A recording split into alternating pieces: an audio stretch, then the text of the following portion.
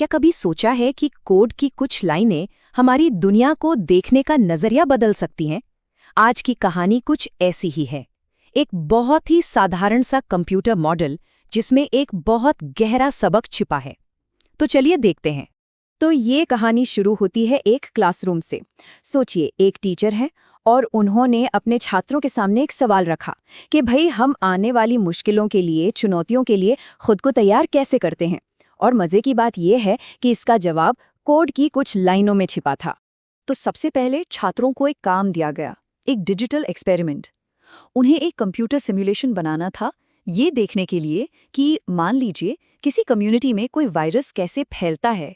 अब उन्होंने अपने मॉडल को बहुत ही सिंपल रूल्स पर बनाया। सोचा गया कि अच्छा, वायरस कितनी तेजी से फैल सकता है, लोगों को ठीक होने में कितना टाइम लगेगा, और हाँ, लोग एक दूसरे से कितना मिलते जुलते हैं। मतलब बहुत ही बेसिक सवाल थे जिनसे उन्होंने शुरुआत की। शुरू में को ये सिमुलेशन बस कुछ नंबरों और नियमों का खेल ही लग रहा था। मतलब किसी ने सोचा भी नहीं था कि इससे कुछ चौंकाने वाला पता चलेगा। लेकिन असली कहानी तो अब शुरू होती है। अब देखिए क्या हुआ। उन्होंने पहला सिमुलेशन चलाया और नतीजे चौंकाने वाले थे। ये वो सिमुलेशन था जिसमें कोई भी रोकथाम का उपाय नहीं किया गया था। जैसे सिमुलेशन शुरू हुआ ना, स्क्रीन पर जो ग्राफ बने वो एकदम खतरे की घंटी जैसे थे। मतलब साफ साफ दिख रहा था कि हालात बहुत तेजी से बिगड़ रहे हैं। ये देखिए जरा, ये जो लंबा सा लाल बार है ना, ये दिखाता है कि इन्फेक्शन कितनी तेजी से फैला। और ये जो डॉटेड लाइन है, ये है सिस्टम की कैपेसिटी। मतलब हमारे अस्पताल, हमारी हेल्थ सर्विसेज कितना बोझ उठा सकती हैं।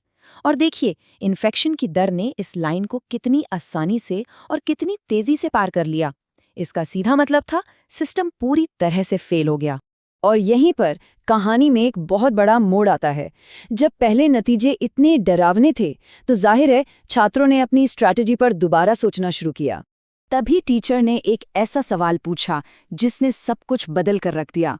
उन्होंने कहा, अच्छा, क्या होगा अगर हम सिर्फ देखते ना रहें, बल्कि अपना रिस्पॉन्स बदल दें? बस इसी एक सवाल ने छात्रों को एक बिल्कुल नई दिशा में सोचने पर मजबूर कर दिया। तो छात्रों ने क्या किया? उन्होंने मॉडल में कुछ बदलाव किए। अब वे सिर्फ हाथ पर हाथ धरे नहीं बैठे थे।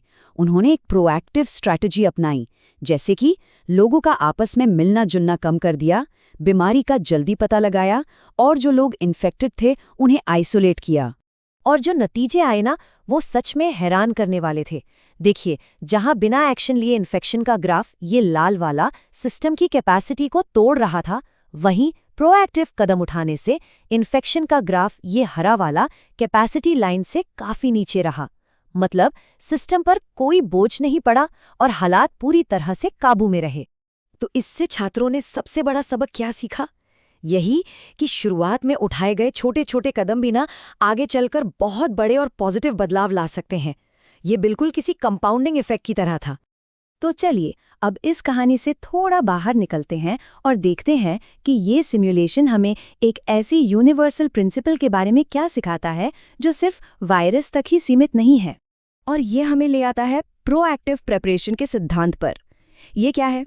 ये एक ऐसी स्ट्रैटेजी है जिसमें हम किसी मुसीबत के आने का इंतजार नहीं करते, बिल्कुल नहीं, बल्कि उसे रोकने या उसके असर को कम करने के लिए पहले से ही एक्शन लेते हैं। इस सिमुलेशन ने एक बात तो बिल्कुल साफ कर दी, इंतजार करना बहुत महंगा पड़ता है। इसमें समय भी जाता है, रिसोर्सेज भी, और यहाँ तक कि जाने भी।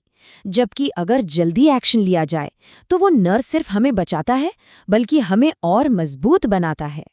और ये एक बहुत ही ज़रूरी बात है, पता है?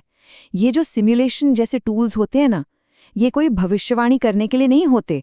असल में ये एक गाइड की तरह हैं जो हमें अलग अलग रास्ते और उनके नतीजे दिखाते हैं, ताकि हम बेहतर फैसले ले सकें। जैसा कि उस टीचर ने कहा था, जब हमारे पास साइंस और डेटा की ताकत हो जो हमें पहले से ही नतीजों का अंदाज़ा दे सके, तो फिर घबराने की कोई ज़रूरत नहीं रह जाती। घबराहट की जगह हम शांति से तैयारी कर सकते हैं।